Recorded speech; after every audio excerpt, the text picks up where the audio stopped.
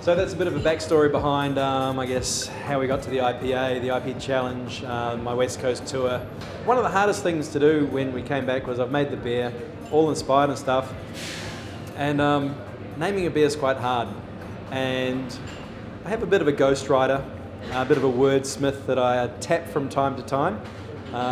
Colleague, beer writer, beer tour guide, tasting guru in the country, Neil Miller. Hey Luke, good to see you, mate. Good to see you too. Thanks for bringing your copy of Pete Brown's book down, Hops and Glory. It's a fantastic book, and it's Yeah, so much read. about IPA that you didn't know. I thought I knew it, but... Well, in the beginning of the book, he answered the question that I always had. It's like, no one's ever told the story about what happened on the journey, and when it got to the other end, what did they do with it? yeah, and there's a whole lot of myths that I always thought, you know, happened with IPA, and he just debunks them. He must have read half the British Library to get all that material. It's amazing. Indeed. So I guess sort of bringing you in here at this point is, do you remember that tasting we did, and I kind of only had 2 beers to talk about, but took up quite a bit of time, and we talked about this new beer and maybe naming it?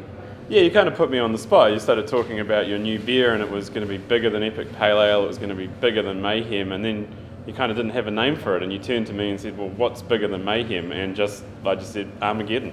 Armageddon's pretty much bigger than everything. And so Epic Armageddon was born, and it's a beautiful thing. And here we are today. Yeah, I'm quite looking forward to the second batch. The second batch, the second coming of Armageddon. Now, I noticed you haven't asked me about the other name that I came up with, which is the Impish Brewer, which has sort of taken on a life of its own. That's well, thanks to you continuously plugging it every chance you can get. Well, I think it fits you. You know, you're a brewer and you're small and you're kind of evil, and the Impish Brewer kind of fits, I reckon. Thank you. Yeah. Well, that's what you get when you hire a wordsmith, good and bad. Brilliant.